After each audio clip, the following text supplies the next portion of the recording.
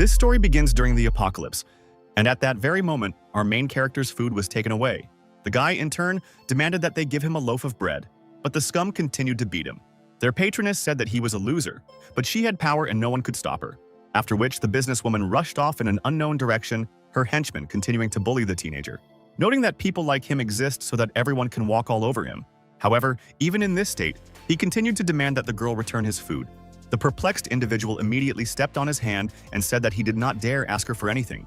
At the same time, she began to humiliate him in every possible way, saying that no girl would date such a loser, adding that Yu is currently resting with her brother, and she will never even look in his direction. The young man was shocked by this news and could not believe that it was all true. At this moment, the frostbite system suddenly activated, as the guy felt a strong desire for revenge. The program also informed the new owner that he had 10 million points that he could spend on women. In this way, Chen had the opportunity to lure girls he didn't like, and their anger level was converted into points. Moreover, the lost bread was returned to him 100-fold, which became another bonus for him. Naturally, the teenager intended to use these privileges to take revenge on Lin. Suddenly, an unknown girl called out to Yuya and demanded that he leave there immediately. The young man turned around and saw in front of him a rather pretty person with long legs. The woman immediately declared that she would not give him food, considering him a liar who had deliberately gotten dirty while pretending to be homeless. The guy instantly jumped to his feet and confidently replied that she clearly had less food than he did. A moment later, the system rewarded him with a baguette, which he gave to it, saying that he was in a good mood today. Chu Yao was simply furious. For this result, Chen received 3,000 points. Noticing the girl's puzzled look, the teenager decided to surprise her even more by giving her another portion of baked goods. But this time, the system alerted him to Yao's increased sympathy, believing that he had given her all his food. Then the young man rushed off in an unknown direction, and the stunned Chu asked him again if he really was left with nothing.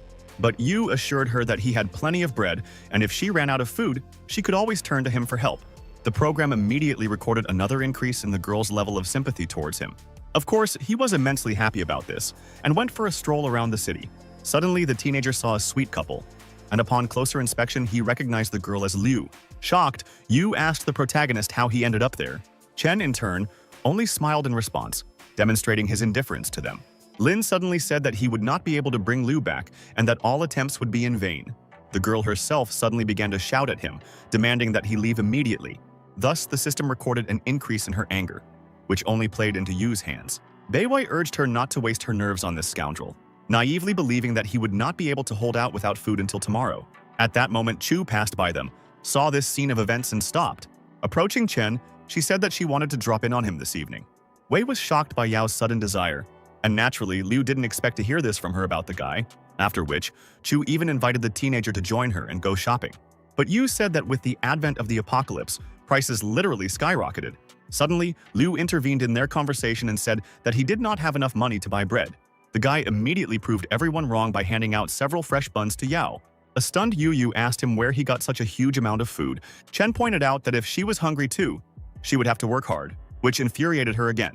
At the same time, he noted that Liu is capable of negotiating with sponsors. The young lady literally went berserk, and once again began insulting the teenager, thereby adding to his points balance. Yao, in turn, unexpectedly invited him to move into her room, and Chen, of course, agreed.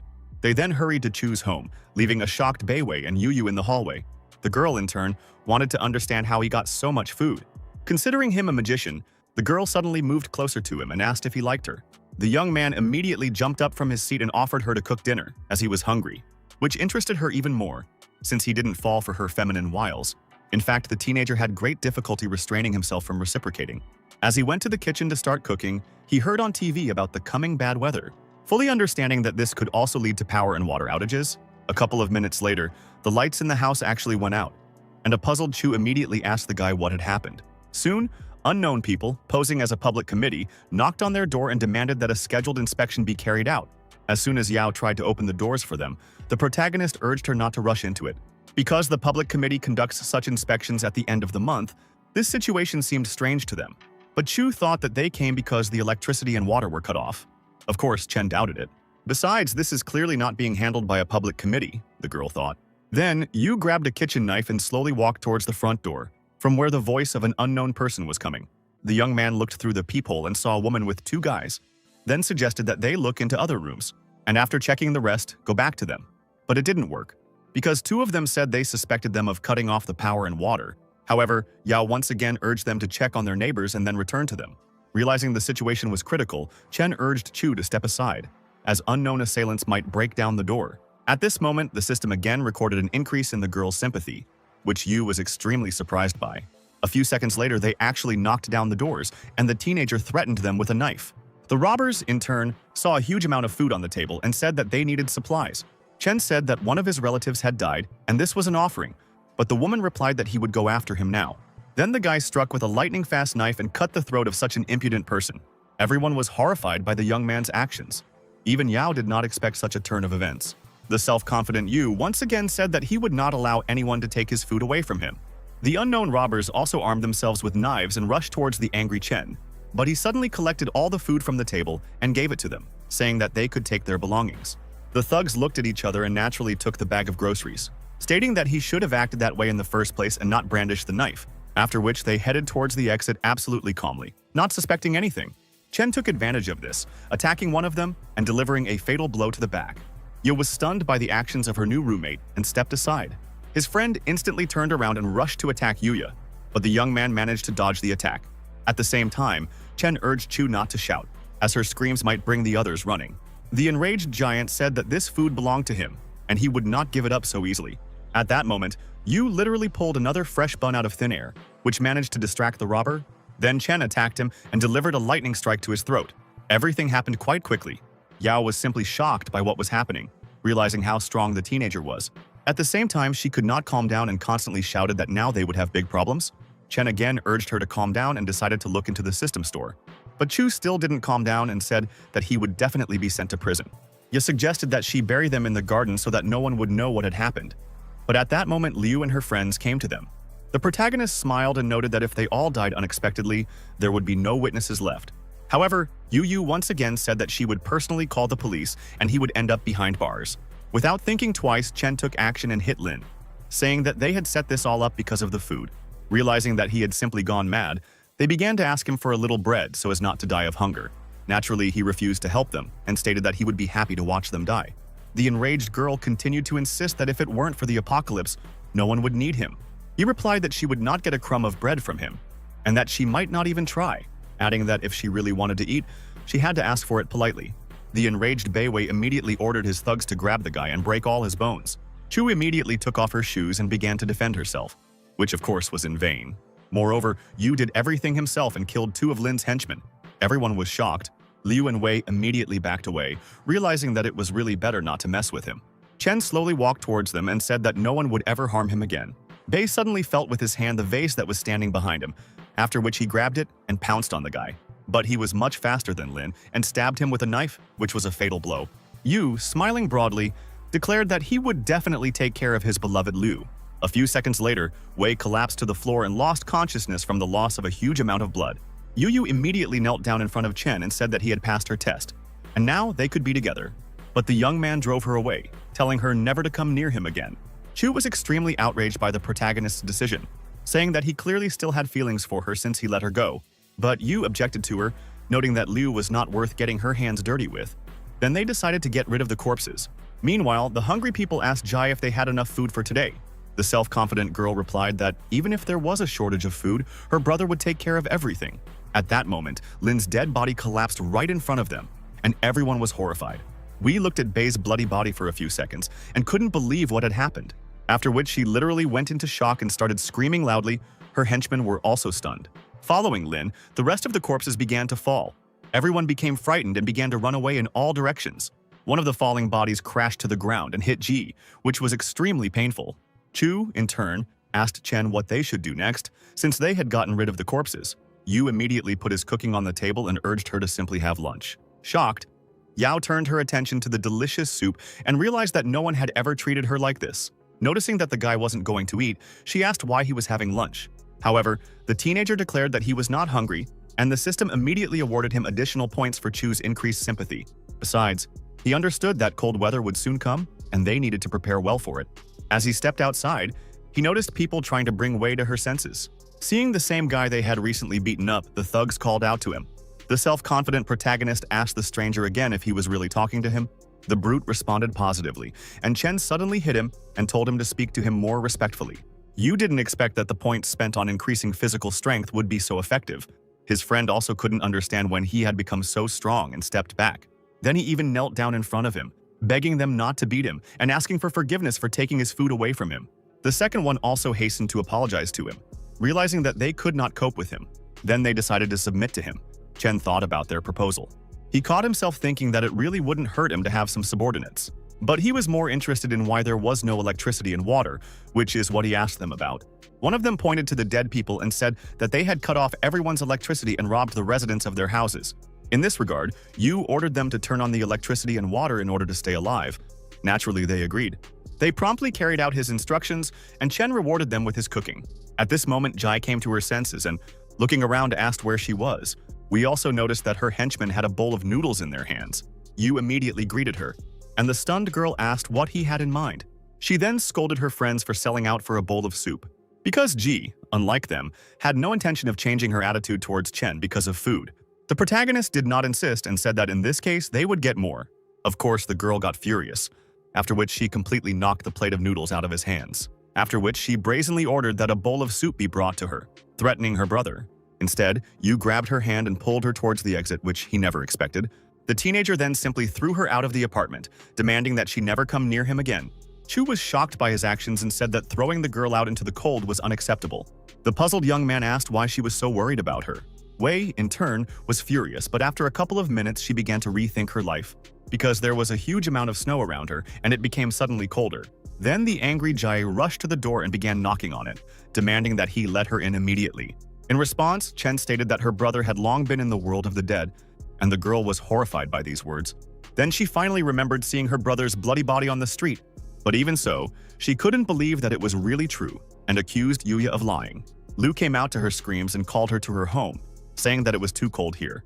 Yao instantly looked through the peephole and informed Chen that Yu might team up with Wei against them. Yu's newly minted assistants suddenly began asking him to help the girl because it was really cold outside and she was hungry. Meanwhile, a saddened Ji went into Lu's apartment, who began to console her in every possible way. Chen unexpectedly agreed to help her and told his henchmen that he would try to persuade her. Soon the protagonist opened the front door, where he saw the girls. Wei noted that he made a mistake. Yu once again rushed to beg the teenager to let her in and feed her, as she was cold. Besides, she had absolutely no food, and she might not live until tomorrow. Jai still showed her pride and urged her not to humiliate herself in front of this man, but Lu just pushed her away, telling her not to ask her again. Wei was shocked, after which Yu again began to ask Chen, agreeing to become his servant. But the teenager drove her away again, saying that he was disgusted to be near her. Jai again began to persuade her friend not to humiliate herself in front of him and to solve her problems on her own. Lu replied that the cold weather had set in, and they simply would not survive. And she also blamed her brother for everything, adding that if it weren't for money, she would never have chosen him or served him. And people like them should die. Wei never expected to hear this from her friend. At this point, Chen began to applaud them, saying that they had truly put on an incredible performance, adding that he actually only came out to say a couple of things. First, he once again drove Yu away and demanded that she never show up in front of him again. Then he suggested that Ji submit to her, otherwise she could leave with Liu. The enraged girl immediately tried to attack him, declaring that she would kill him. Chen immediately slammed the door in her face, realizing that she had no intention of compromising. So Wei was left to freeze in the stairwell along with her pride. Yu didn't expect her to be so stubborn and hot-tempered, but he was once again able to earn a lot of points from her anger. After a certain amount of time, the main character received 400,000 points. His new charges couldn't understand why the boy was so happy and asked Yao about it, but suddenly Chen showed them several cans of beer and offered them a drink to relax a little. But just at that moment, their lights went out again, and Chu asked why the power was out again. Everyone began to realize that at this rate they would soon freeze. As the temperature gradually dropped, Yu suggested that the extreme cold was causing the equipment to fail. In this regard, he asked Yao if she had any warm clothes, but the girl said that she hadn't even bought a blanket. Then he asked the system when the next category in the store would be unlocked for him. The program said that 500,000 points were needed for this, and Chen began to insult Chu in order to get the missing number of points. This naturally worked, and the young lady became angry with him, saying that no one buys winter clothes in the summer. Yu objected to her, saying that he always stocked up for the winter, but she had not foreseen this option. Chen's bewildered henchmen couldn't understand why they started quarreling. Assuming that it was the cold that was affecting them, Yao heard their muttering and ordered them to be silent immediately. Yu soon replenished his points and decided not to waste time in taking a look at the selection in the store, Hoping that he would be given the opportunity to purchase some kind of warming device, Chu, in turn, continued to shout, saying that just because he had food, it didn't mean anything. The main character ignored her and finally bought the thing he needed in the program's store. A moment later, the electricity in the apartment came back on, which everyone was incredibly happy about. Yo immediately forgot about the teenager's insults and calmed down. Chen began to return his spent points, so he went to the balcony with a loudspeaker, where he began insulting people passing by. By doing so, he made them feel angry, for which he received a huge number of points, after which the guy just watched as his balance was replenished, realizing that this way he could earn a lot of points. But his charges were seriously concerned about his strange condition, believing that he was ill. After a short period of time, he himself thought about it, as he suddenly began to cough. But when I saw my current balance of over 1 million points, the illness disappeared. Suddenly, Chu asked him if everything was okay with him, and naturally he answered positively. At the same time, his strange state seemed to only worsen, since he did not answer questions directly. Yao understood that it was better not to touch Chen, because it was unknown what else he would do. But after a couple of minutes, angry people started knocking on their door, whom Yu insulted from the balcony. They also threatened to break down the door, and everyone started to worry about this. However, the self-confident guy said that they shouldn't worry about it, and he would solve everything. Of course, they had doubts about this because Chen was a master of false promises. The girl and her minions continued to knock on their door, demanding the young man to come out, threatening to smash the electrical panel. Looking through the peephole, Yu recognized the girl as the famous Jinner, which was quite strange. Soon he opened the door and gave her a mace, urging her to destroy the shield as it was useless. Sun and his henchmen were surprised by the guy's caustic behavior, who suddenly attacked one of them and pushed him aside, which only enraged him. The enraged minion of Siner immediately took action and grabbed the sledgehammer in his hands. Then he swung and struck the electrical shield, thereby destroying it. The arrogant girl remarked that now he would know how to insult people. However, in just a couple of seconds, the electrical panel was restored. Everyone was in shock and did not understand how this was possible. They looked at him for a long time, while the protagonist openly mocked them. He stated that they couldn't even break the electrical panel, which once again made them angry. As a result, the thug again began to deal crushing blows to the box. But, as before, he instantly recovered without a single dent. They were horrified. Chen, in turn, said that Sun had bad taste in men, since she chose an extremely weak guy.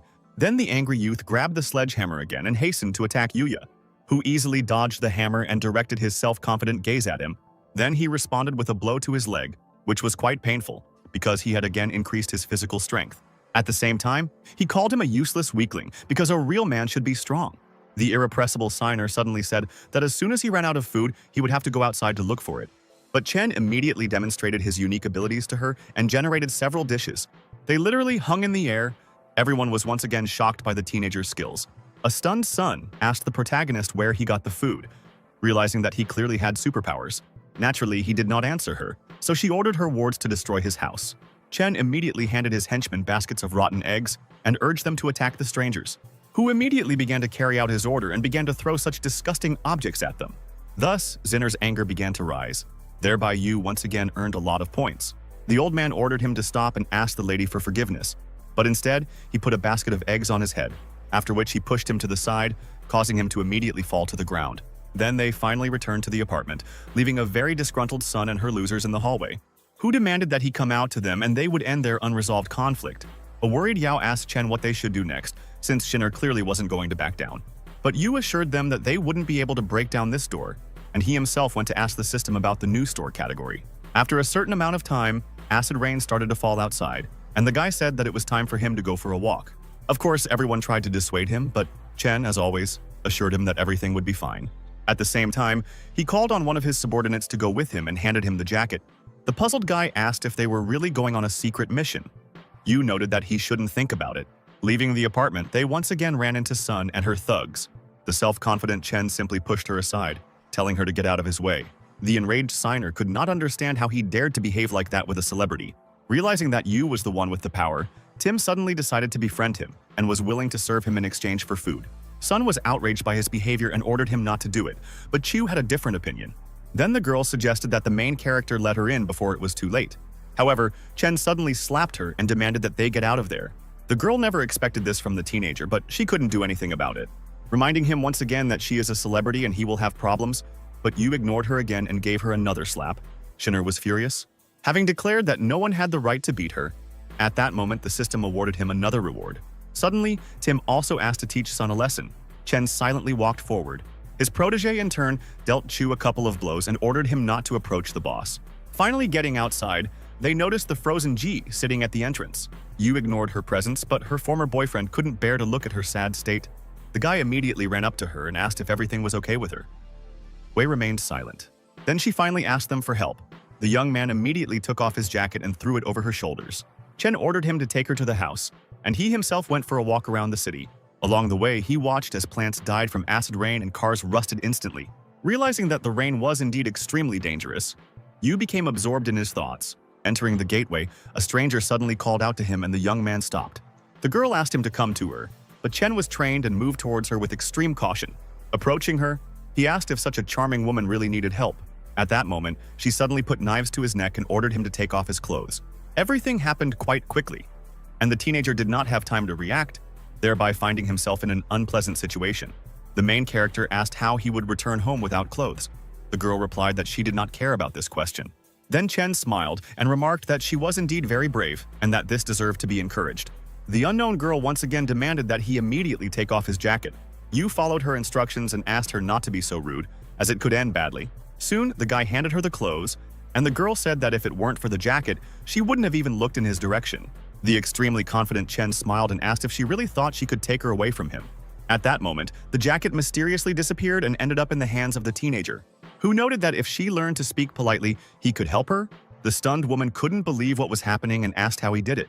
But Chen ignored her and, putting on his jacket, went forward. But the restless lady again attacked him with a knife. Yu was able to neutralize the threat with just one movement and knocked the knife out of her hand, after which he slapped her.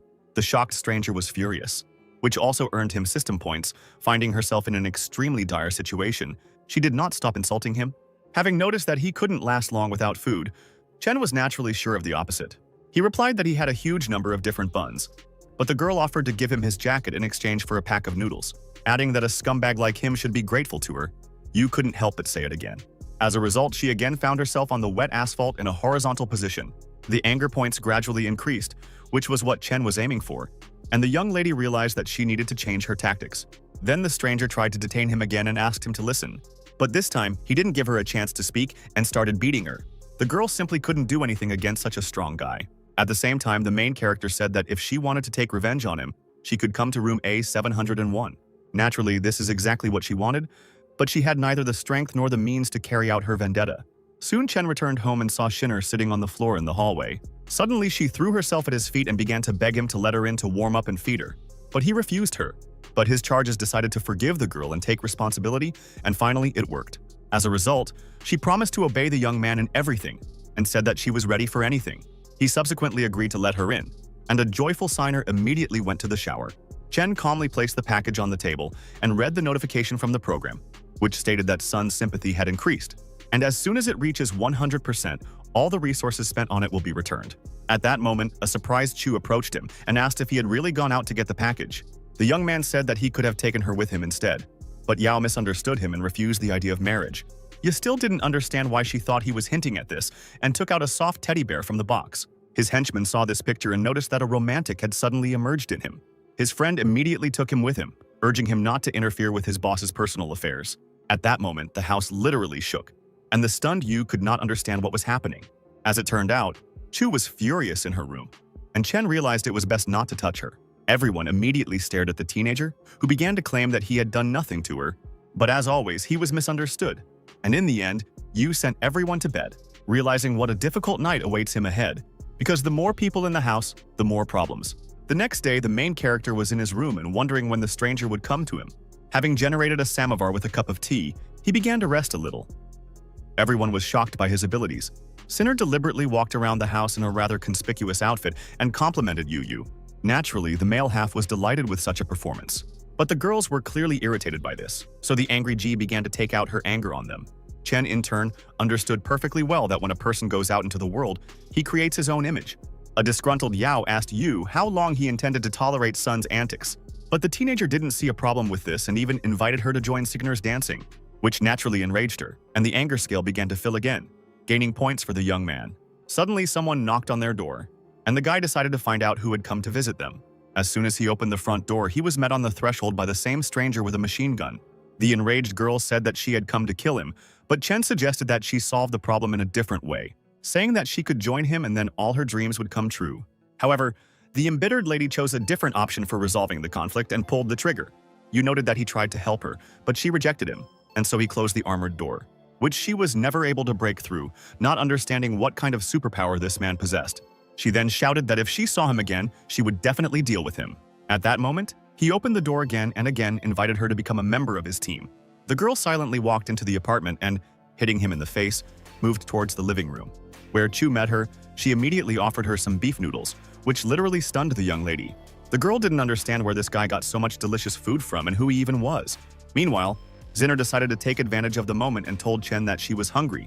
The main character declared that he would now cook her noodles, and naturally she showered him with thanks, saying that no one had ever cared for her as much as he did, and that she loved her brother very much. Yao, in turn, began asking the stranger about the hospital she wanted to go to. However, the unknown person had no intention of revealing her secrets and only said that she needed to arrive there before dawn. At this time, Yu was preparing his next masterpiece, intending to surprise the hungry son. But suddenly, the impudent guest grabbed him by the ear and said that they urgently needed to leave. Chen said goodbye to everyone and stated that he would be back very soon, and they had nothing to worry about. Chu only wished them a safe journey, and they hurried towards the exit. Jay remarked that Yao really shouldn't worry about him because nothing happens to people like him. At that moment, Yu took the stranger to the scooter and urged her to go to the hospital on it, assuring that this is his best transport, which he has trusted for many years. But the girl said that his battery was clearly not working and he would not be able to take them to their destination. The teenager decided to surprise her because he had enough points to buy a new battery at the system store. Suddenly, Chen asked her if she believed in magic, to which the girl was quite skeptical. She started beating him and was quite nervous about not being able to get to the hospital. A stunned Yu began to understand that she was truly an inadequate woman. At the same time, she suddenly rushed off in an unknown direction, continuing to insult the guy. But a moment later, the teenager drove up to her and urged her to sit in the back so as not to waste time. As she set off, she asked the protagonist how his scooter hadn't rusted in the acid rain. Chen replied that his jacket was protected from the rain, not to mention his scooter, which was certainly not afraid of it. The dissatisfied person, as always, brazenly replied that she did not know about it. Yu suddenly interrupted her angry monologue and urged her to hold on tight. The girl wondered if he could be the savior her father had told her about. The system immediately converted her anger into points, and it also recorded an increase in Chiang's sympathy. Unexpectedly, Chen asked Zhou for her machine gun, so he could upgrade it with the points he had accumulated. The puzzled girl asked if he really knew how to improve weapons. Yu silently performed the necessary operation on the rifle, and it even changed. After some time, they finally reached their destination, where they were met by a guard. Chiang immediately jumped off the scooter and introduced herself, but the hospital staff member did not let her through. He started saying that he didn't care who she was and that she could pose a threat to people. Because it is a carrier of various diseases, and therefore its entry is prohibited, Chen couldn't help but order him to watch his language. But it had no effect on the guard, who continued to be insolent and insult them in every possible way. Then the teenager took out a machine gun. Ultimately, a couple of bullets convinced the arrogant hospital worker otherwise. His lifeless body instantly collapsed to the ground, thus clearing the way to the hospital, after which the main character began to beat him, striking the dead man. At the same time, he called him the scum of society, since people need to be treated like human beings. But at that moment, 3 more guards arrived at their side, which Zhou reported. Yu instantly pointed his rifle at them and called for them to stop, but it didn't work. Then the young man began shooting at them with his weapon, and thus he managed to kill 2. The third fell on his knees and began to beg for mercy, since he had a family and needed to feed them. Chen immediately struck him hard in the head with the butt of his rifle, simply to stun him. Soon they walked inside. Chiang saw the doctor and immediately rushed towards him. The stunned old man asked how she managed to walk through the acid rain. Zhu ignored him and asked a counter question. She was interested in the progress of a certain experiment, but at this time, Chiang noticed Yu approach the nurse and asked to be examined. The angry girl immediately pulled him away by the ear and said that they were here on important business. The surprised doctor asked who this guy was. Zhou replied that without him, she would not have made it to the hospital. The old man smiled and said that this young man was clearly special, but the nurse questioned his words and noted that there was nothing surprising about this, adding that no one can compare to her Chunwei, who has good connections and resources. Chen laughed and said that she had found something to brag about because finding a rich man and wooing him was not a difficult task. After their arguments, Yu enjoyed reading the messages from the system, where he was awarded points for the girl's angry state. She began to claim that the teenager was trying to suck up to her sister in order to get everything he needed to survive. Chen was not surprised when he learned that they were actually sisters. However, Zhou unexpectedly took Yu's side and said that he had beef noodles at home. Meow naturally didn't believe her sister and assumed that she was talking nonsense because she was hungry. The main character once again couldn't stand it and, pushing her aside, said that she was clearly living in an illusion. The thoughtful old man asked him if his father worked in the government or was a businessman. Chen replied that he didn't have any of that. And Meow, in turn, urged the doctor not to waste time on this scoundrel. Chang objected again, but her little sister said that she could ask Wei to pass some food for her. Without thinking twice, Yu slapped her again and ordered her not to speak to her in that tone. A shocked Meow said that he had no right to touch her. Her anger gauge gradually filling up. As a result, Chen only became richer, and soon the impudent person was hit by another slap in the face. She collapsed on the floor and began screaming at him, saying that he would definitely answer for his actions. At the same time, she mentioned the Hao group, which was the leading faction in the city. A couple of minutes later, Chunwei and his friends burst into the room, and the stunned guy immediately ran up to Meow. The girl began to cry in an extremely feigned manner and said that this man was literally making fun of her. Chen and Zhou began to understand that a conflict was inevitable and that the performance was about to begin. Meow, in turn, continued to play the victim and again pointed the finger at Yu, claiming that he had harassed her. Naturally, Wei immediately ordered his thugs to deal with him. The two thugs immediately rushed towards Chen and delivered lightning-fast blows. However, Yu didn't even flinch, once again demonstrating his superiority. Chun's henchmen, on the other hand, were seriously injured and almost broke their arms. Not understanding how this was possible since Chen was as if woven from iron, the young man asked if this was really all they were capable of.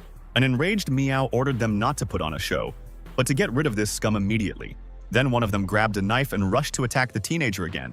However, Yu was much faster and, dodging the attack, delivered a crushing blow.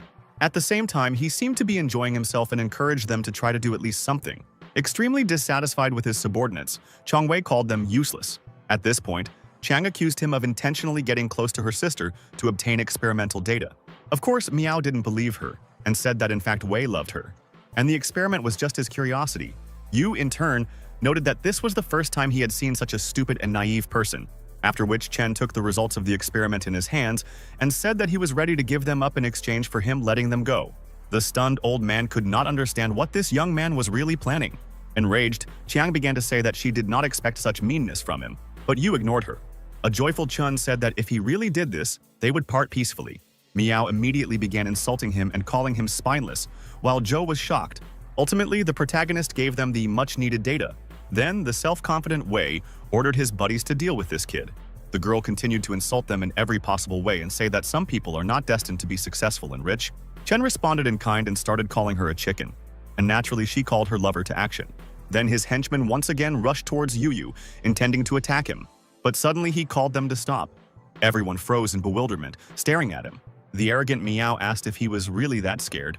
Flexing his fists, Chen replied that such a word was not and never would be in his vocabulary. The young lady could not restrain herself from swearing and began to provoke him again. However, a moment later, Yu demonstrated real magic to them, and the experiment document suddenly appeared in his possession. Shocked, Chunwei couldn't believe what was happening, just like the others. Extremely worried, Meow immediately ordered the thugs to take away such important papers. But by that time, Chen had already burned them, which no one could have expected from a crazy teenager. Wei's bodyguards headed towards him again, hoping that they would be able to save at least a small part of the documents. But Yu miraculously threw a rope over them and thus tied Meow and Chun with the others. Thus, absolutely all of them were immobilized. Even Zhou did not expect such a turn of events. Businesslike and quite self-confident, Chen said that they would never see these papers. But Chang was still furious because he had burned all the documents of the experiment. Suddenly, the guy put his hands on her shoulders and asked if she believed in fate. The puzzled girl thought for a moment, thereby briefly distracting herself from the topic, after which she rather naively said that in fact she really does believe in fate. This only made Chen laugh, and he began to say that one cannot believe this nonsense. The angry Chang became increasingly angry, and it seemed she couldn't contain her emotions. Yu calmly asked the system to convert all the points he received. Thus, he managed to earn more than 2.5 million points. But that wasn't enough, as Zhou grabbed him by the ear again and demanded an explanation. Chen tried to calm her down and stated that he would take full responsibility for the experiment's documentation. Suddenly, the old man asked him if he was also a researcher. At this moment, the enraged Meow began to insult the doctor, saying that it was all because of him. Yu called on her to be quiet, since the only stupid person was she. At the same time, she demanded that Chen immediately untie her, but naturally he did not do this. He said that it was better to keep a mad dog on a leash, and if she continued to behave like this, the consequences would be dire. Meow literally incinerated the main character with her hateful gaze. At this time, Sleepy Yao was sitting silently on the sofa. Sun, passing by her, asked if she hadn't slept all night. Chu only sadly said that she still couldn't fall asleep, and then stared at one point again. Sinner noted that she shouldn't worry about Yuya, as he was a strong guy and could handle everything. She then asked what she would like for breakfast, but instead of an answer, Sinner heard the distinctive click of the door lock. Running out into the corridor, she saw the irrepressible Yao heading towards the front door. Of course, she tried to stop her, saying that it was practically impossible to get to the hospital on her own.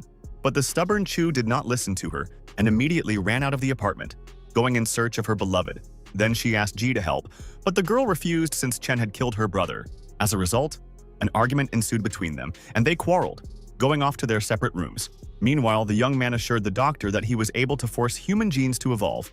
But before that, he offered everyone a snack, and a moment later, delicious dishes appeared on the table. Everyone was shocked by the guy's skills. Miao said that it was impossible because all the food was monopolized. Chongwei chose a different tactic and began to befriend Chen, saying that he had carried out any of his orders. While eating the meatballs, Yu asked him again if he was really ready to do absolutely anything. Then Miao also began to adhere to this plan, saying that she could also help him. At the same time, she hinted that she was much more experienced than her sister, and Chen took advantage of the opportunity to encourage her to demonstrate her skills. A stunned Zhou immediately began to deny it, but Yu stood his ground and demanded confirmation of her words. Chiang urged him to stop this performance since Haoya's people would definitely come here soon. However, the teenager, as always, was confident in his abilities and said that he would easily deal with them. But an angry Zhou declared that the young master had studied martial arts for many years and they could not cope with him. A few seconds later, someone outside demanded that they hand over the research documents, threatening to demolish the hospital. At the same time, an unknown person and his men began to claim that they would kill everyone within a minute. His dim-witted henchman advised him to simply go inside and deal with everyone. However, the young master refrained from this idea, saying that they could end up like these guards. In response, the guy said that they looked a bit cowardly and immediately received a slap in the face from his patron. Chiang, in turn, quietly howled out onto the balcony and saw Bei, which she reported to the others. The protagonist urged her to take her time and have a snack, and Zhou was shocked by his frivolity. Suddenly, the old man declared that the data had been destroyed, meaning Zhao only needed him, so they had better leave. But Chunwei declared that they were now definitely trapped and no one would leave here alive. Chen immediately calmed him down, but Miao kept shouting that they were on the third floor in the laboratory. Thus, Bei and his buddies were aware of the location of the opponents and the documents. His servant ran up to him again and said that it was time for them to act and get Miao out. But Xiu slapped him again and ordered him to bring him the explosives immediately. At that moment, Yu calmly walked out of the hospital and asked if he was really that martial arts master. Bei ordered him to return and tell the boss that if he did not return the experimental data, they would all die. Chen quickly retorted, saying that he had never had and never would have a boss. Surprised, Xiu noted that there were only 3 people in the city who could cause such a commotion. Yu smiled and said that then he would have to believe in the 4th craftsman. Bei, in turn, suddenly delivered a lightning-fast blow and Chen flew to the side. It all happened too quickly, and he had no chance to dodge the attack. Understanding that this person is clearly strong and one should be extremely careful with him, the arrogant Xiu said that he shouldn't have acted tough. After wiping away the blood, Yu wondered if this was all the great master could do. A stunned Bei asked him a counter-question. Why was the boy in such a hurry to die? Watching what was happening, the impulsive Zhou decided to help him, but the doctor dissuaded her. Taking advantage of the situation, Miao and Chongwei began to demand that they be untied immediately. Sister even promised to put in a good word for Chang so that Xiao wouldn't touch her. However, Zhou did not fall for the trick and refused to do it, but Miao continued to persuade her. Chang simply ignored her sister and rushed to the window again to see what would happen next. And no matter how hard Miao tried to influence her sister's decision, she did not succumb to her manipulation. At a certain point, she became hysterical and demanded that Zhou untie her. At this time, Chen continued to face an extremely dangerous opponent in Xiao, who ordered his henchmen to set up explosives while he dealt with this scum. He stated that if the baby tried to stop him, he would simply lose his life. However, the self-confident Yu was not about to give up and even encouraged him to test it. At that moment, Bei's assistant attacked him, naively believing that Chen was nothing special. But suddenly Chang appeared on the battlefield. The girl bravely rushed into the fight and commanded the guy to run away. But at the same time, she took a strong blow to the head and literally flew into Yuya. Thus, they both assumed a horizontal position and therefore lost the battle. Chen asked her why she was so heavy, but the furious girl did not leave his jokes unnoticed. Even in such a dangerous moment, he continued to frolic, while Xiao declared that hiding behind a woman was not manly. Everyone started to laugh at Yu because he actually had no skills. Chen, in turn, asked the system to exchange points, which was done. But even so, he was still more than 300 points short, which became a problem. He then began to insult Zhou, saying that she should not have come here. Naturally, the angry girl answered him in the same tone, thereby allowing him to earn a couple of 100 points. But this was not enough. Yu continued to blame her for everything and said that she was only getting in his way. A dumbfounded Chang couldn't understand why he was behaving like this. Then Zhou left anyway, saying that if he wanted to die, she would not stop him. A moment later, the system credited the missing skill points, which was what Yu wanted.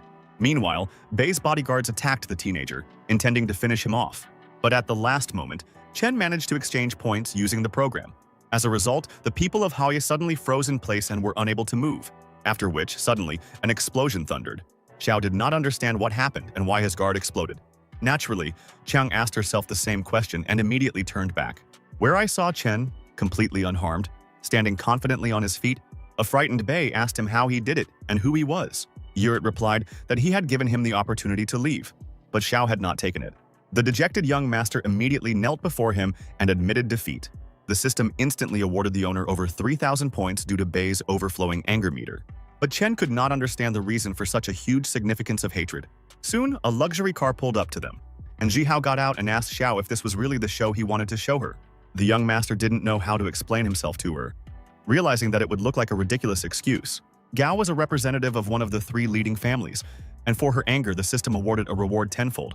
The protagonist didn't understand why Chang was so angry, because Hao had just gotten out of the car. Moreover, there were too many anger points, and Zhou in turn was furious again. Suddenly, Zi walked up to Chen and, taking his hand, greeted the teenager. Zhou was literally seething with anger, but she couldn't influence the situation globally, feeling only jealousy. At that moment, Dr. Qin walked towards them, and Gao was glad to see him. The girl said that if he shared his research on genetic modification, they could change the world for the better. Yu did not remain silent, and asked her why the professor should share the experimental data with her. Jihao replied that her family has many good researchers in this field, as well as resources. Chen asked again why the best doctors couldn't achieve this result on their own. Once he had infuriated her, and the system had given him more than 2,000 points, Gao continued to persuade the old man. But Yu noticed that she was asking the wrong person, but the girl did not listen to him. Qin said sadly that his research was not actually finished. The stunned Jihao could not believe that the young man was right, and that he was the one behind this. At this moment, they were interrupted by an extremely displeased young Master Bei. Everyone immediately looked at him. Gao, in turn, asked what he was really up to, since there were boxes of explosives around him. Xiao took out a lighter and said that if they didn't hand over the research materials to him, he would blow everyone up. He added that very soon he would appropriate them for himself, and all the leading families would bow their heads before him. Chen called him an arrogant and rather stupid person, which made him angry. The enraged Bei immediately pulled out his pistol and called on him to shut up, but Yu had no intention of doing so. Xiao then ordered his men to lock everyone in the building, which they did. So they all found themselves inside the hospital under lock and key, wondering how they could get out. But even when it seemed like they were in a hopeless situation, the main character did not lose heart, believing that they would definitely find a way out. However, an enraged Jihao began to insult the teenager, saying that he should help them get out. Thus, replenishing the anger scale, the system instantly awarded him another portion of points. Dr. Qin said that this guy was truly gifted, and they had nothing to worry about, but the others doubted it. However, they had no choice but to trust Chen, who began to develop an escape plan. At this time, Bei planted explosives everywhere and detonated them. A few seconds later, an explosion occurred, which Xiao was immensely happy about, believing that his opponent was finished. After all, even an awakened one could not survive after such a large-scale explosion. His servant immediately doubted this and asked if it would definitely work, but the young master answered in the affirmative. But a moment later, Chen appeared in the clearing smoke and asked if this was all he could do. A shocked Bei slowly turned around and saw a completely unharmed Yuya with his friends in front of him. The teenager smiled and remarked that next time he should use more explosives. The stunned Xiao could not believe what had happened and even began to think that he was not human at all. Jihao suddenly said that he had lost and had to accept it. But Bei was not going to give up, and his men immediately pointed their machine guns at them. The self-confident Gao noted that his toys could not do anything to them, after which he asked Yuya if the bullets would definitely not harm them. But the young man replied that he had no idea. This greatly puzzled the girl, who had already said goodbye to life. Young Master Xiao, in turn, immediately commanded to open fire on everyone in front of them. Chen was well aware that he had only one chance to turn the situation in his favor. Using his glasses at the store, Yu purchased water pistols which he used to replace the weapons of Hao's thugs. Completely perplexed, they could not understand how this could have happened. Just like their patron Bei, Chen was truly enjoying the performance. At the same time, with a smile on his face, he asked them if they liked the new pistols. Meanwhile, Ji and Shinner came to use aid and hurried to find out what had happened. Wei took out her rifle and pointed it at Xiao's henchmen, who realized that they had lost again. Bei couldn't find the right words to express his dissatisfaction and simply ran away. Chen, in turn, noticed a sharp change in the weather, which was quite strange. The main character urged everyone to hurry, because they didn't have much time.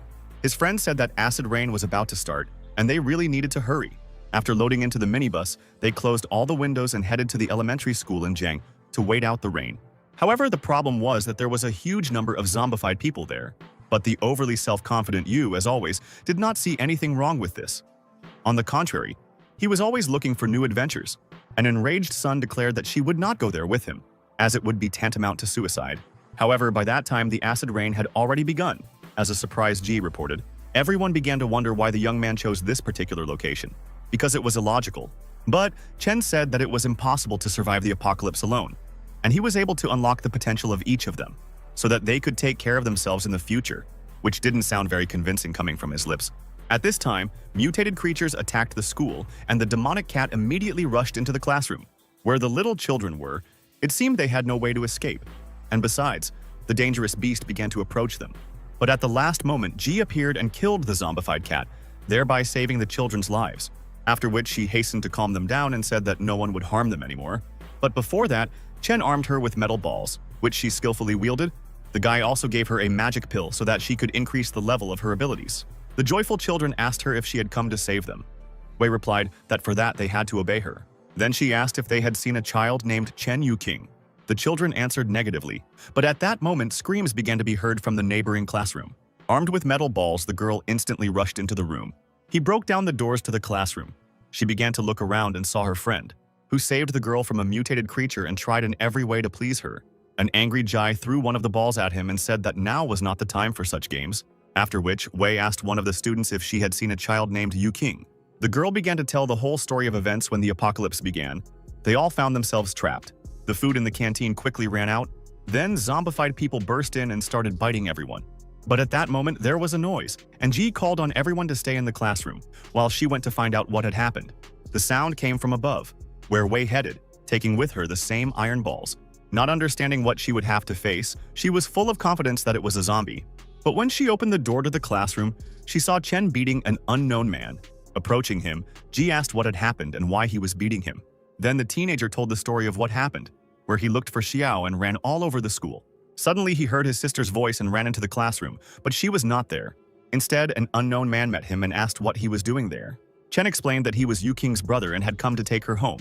But when the stranger asked him to prove that he was her older brother, Yu was shocked. He said that he picks her up every week, but the guy refused to talk to him and tried to close the door. The young man prevented this and challenged him to prove that he was a teacher. The stranger turned to the children and asked them who he was, and they all answered in unison that he was Teacher Zhao. Considering this as an argument, he once again asked Chen to leave the room, but Yu pointed out that since he didn't believe that Qing was his sister, then he should also present more compelling evidence. Naturally, on this basis, a conflict arose between them and they began to argue. Suddenly, Chen asked him to call his mother to prove that he was her son. Otherwise, he promised to rip his head off as he considered him a new kind of zombie. A moment later, Zhao tried to hit the protagonist but grabbed his fist and began to hold him back, after which he shouted for Yu Qing to hide in the corner of the classroom under a chair. After a few seconds, the girl replied that she had done so, while Zhao could not understand why he was so strong. He tried his best to resist him, but Chen was much stronger than him. In the end, Yu dealt him a crushing blow, and the boy flew to the side. The teenager then walked into the classroom quite calmly, declaring that he was talking too much, for which he paid, so it's better for him to silently step aside and not ask stupid questions. But at that moment, he suddenly heard an unknown female voice and looked around. The beaten Zhao said that it was teacher Wenlan, and the children immediately screamed, after which he once again began to talk too much, but Yu quickly calmed him down. Jai was horrified by the boy's story and began to declare that he had clearly acted recklessly. Suddenly, a strange noise was heard at the back of the room, and a little girl crawled out of the boxes. Recognizing her brother, she instantly shouted his name. Thus, Chen finally found his sister. An ecstatic Yu ran towards her, telling her not to scare him like that again. The girl promised that this was the last time and also rushed into his arms. But the enraged Ji urged them to hurry, saying that now was not the time for this. Moreover, they still hadn't found the others. Chen suddenly said that Gao could actually manipulate zombies. At this time, Zhihao was indeed talking to another mutated creature. The girl implanted some information into him that made him go crazy. At the same time, she was absolutely confident that any problem could be solved by listening, researching, and analyzing, realizing that no matter what Paul has become, retreating will only make him hungrier and more despised by other mutants. At a certain point, Stultz froze in place and seemed to be neutralized. Jai, in turn, watched what was happening, realizing how strong she was mentally.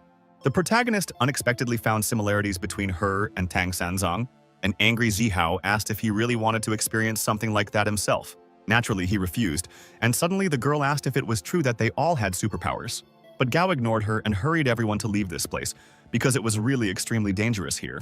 The student immediately began to thank her saviors, but Chen noted that he had come for his sister. The system instantly recorded an increase in Hao's sympathy, and if he won it, you could receive 10 million points.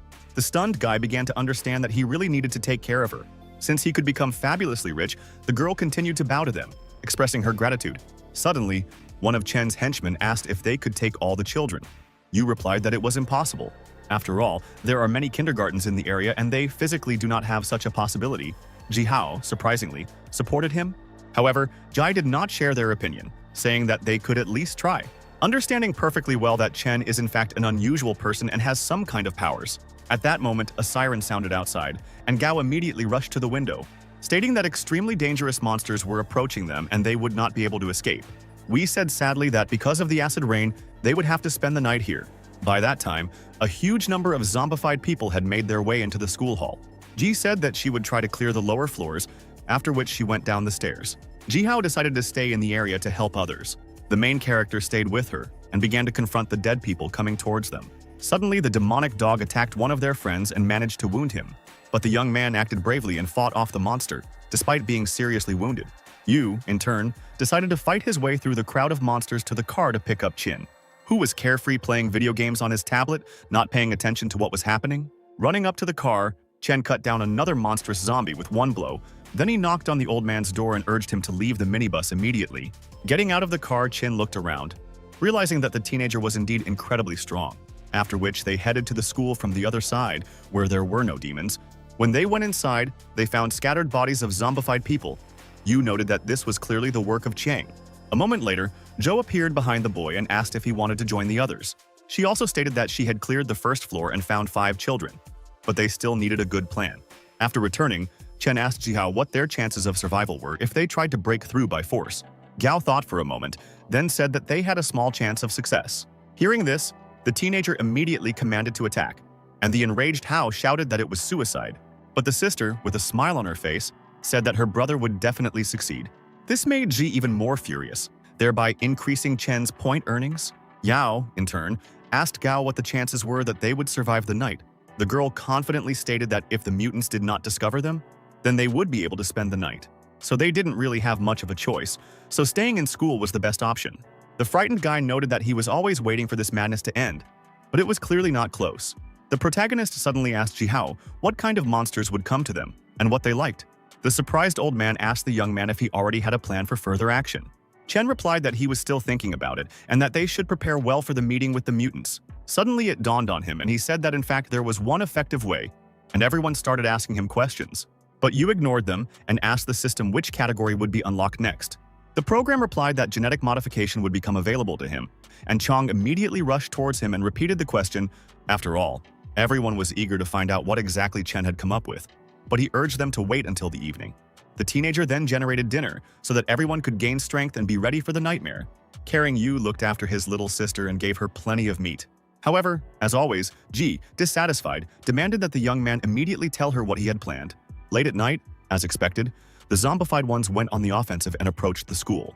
The protagonist and Zhou set out on reconnaissance to understand what they would face. Hearing the wild roars of the monsters, Chen said that the performance would begin very soon. Qiang urged him to be more serious, as their lives were at stake. While the mutants got closer, unexpectedly, Yu headed back to class where he began eating again. A stunned Wei noticed that even in this situation he remained incorrigible and thought about food. Hugh stated that he should instead prepare for the upcoming battle, rather than sit idly by.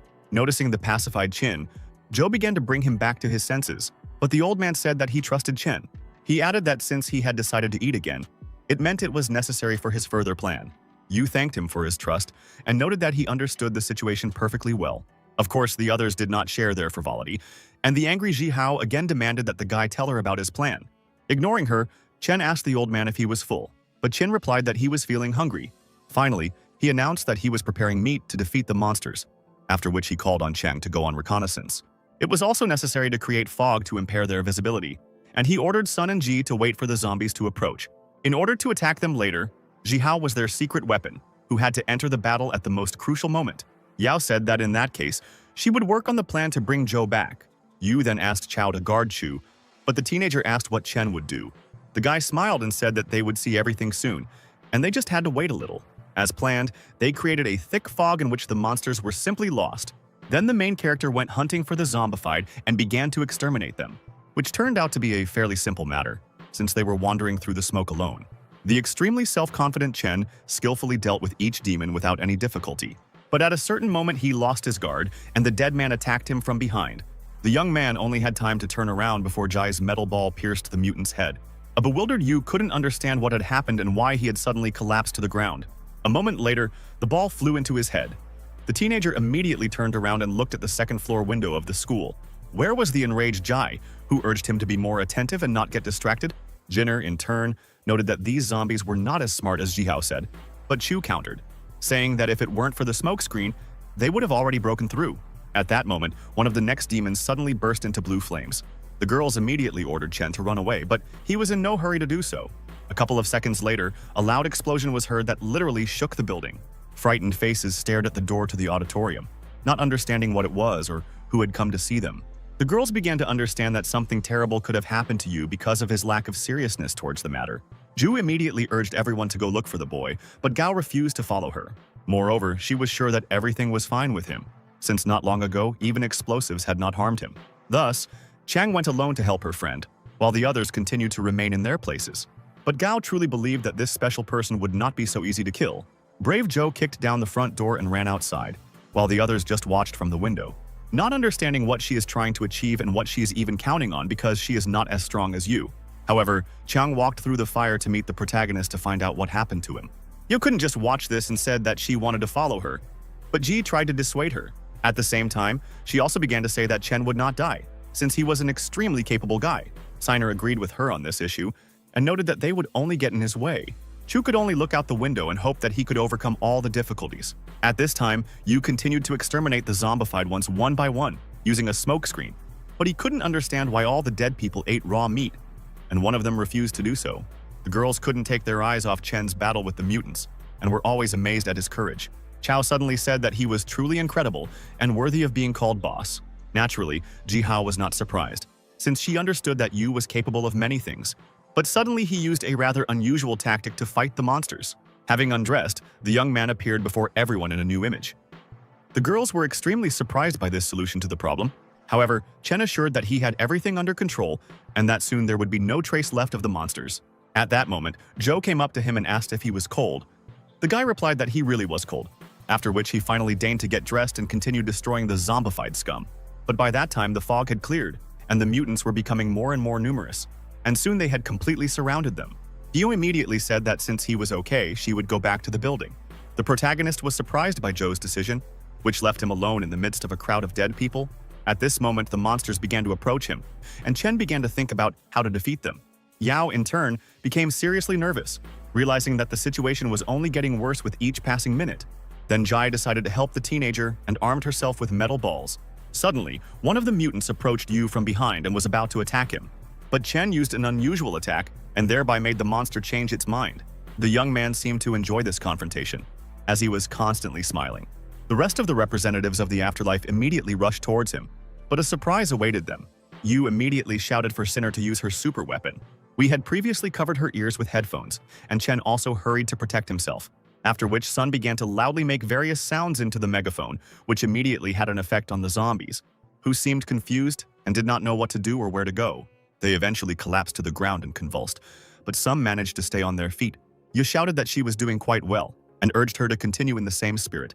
The most important thing is that absolutely all mutants were disoriented and did not pose a threat. Most of them simply froze in place, not understanding what was happening. Qin and the others wondered the same thing, as it could only distract them for a while. But this only attracted the attention of other monsters, which made Gao extremely worried. The old man noted that at this rate, everyone would soon come running to them, but he still believed in Chen's plan. All they could do was wait for the show to continue, hoping it would work. Chow, in turn, asked Yu King to stay in the class as he needed to help Chu. The girl immediately handed him a candy and said that he should return safe and sound. The surprised guy looked at her and said that everything would be completely fine. Adding that he didn't eat sweets, the young man then headed towards the others, encouraging the little girl to be brave and not to be afraid of anything, because soon her brother will figure everything out. Meanwhile, Yao saw a huge number of demons approaching through the window, which she immediately reported to everyone. But everyone believed that Chen had a good plan, otherwise he wouldn't have called all the zombies. But his friend doubted this, saying that there were too many of them. Yu asked if he was really afraid of death. Fei lit a cigarette and looked at his friend in surprise. Chen said that if he was scared, it would be better to go back. But the guy refused, saying that he would stand to the end because if it weren't for Yu, he would have been dead long ago. At that moment, he took the cigarette from him and threw it away, noting that smoking kills faster than zombies. Once again, urging him to focus on the mutants that needed to be dealt with. Fei stated that in that case he would be close to him to back him up if anything happened. Chen, in turn, instantly asked the system to convert all anger points. Thus, he had more than 4 million, which significantly improved his fortune. After which he finally took action, promising himself that today it would all end. The protagonist instantly took out a jar of magic pills and broke into a smile. Having said that the real show was about to begin and the monsters would clearly be in trouble, then he swallowed several of them with complete calm and turned his gaze to the dead man standing next to him. The effect was immediate. Chen immediately felt an incredible surge of strength. Zhou could only guess what he was planning, but Yu took action and armed himself with iron balls, after which he began to cold-bloodedly exterminate evil spirits, in which he had no equal. A stunned Jai noticed that he had taken advantage of her unique ability. Chen's fists were filled with incredible energy and literally sparkled, with which he delivered his powerful blows. Chow declared that he had now used his skill. However, the number of monsters kept increasing, which was not a problem for such a self-confident young man. At the same time, his magical skills gave him the ability to track his opponent's weak points, which made the battle with them much easier. Even Yu didn't expect such a result. Yao said in surprise that he actually possessed all of their abilities. At that moment, one of the thugs attacked him from behind, which a worried Zhou reported to him.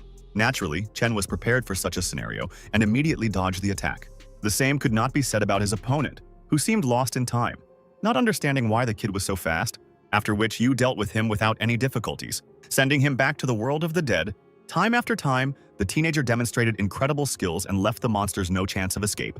They simply couldn't do anything against him, of course. He took advantage of his advantage. Constantly using unique skills, he easily sent them into retirement. Cheng found herself thinking that she had never seen such unimaginable power before. Naturally, Chu was also delighted with her beloved's fighting skills. The same couldn't be said for Zhai, but Hao said the noise could attract more serious opponents. But Qin was sure that the young man had foreseen such a development of events. Suddenly, Gao's phone rang. When she picked up the phone, she was informed of some problems while Chen continued to destroy zombies.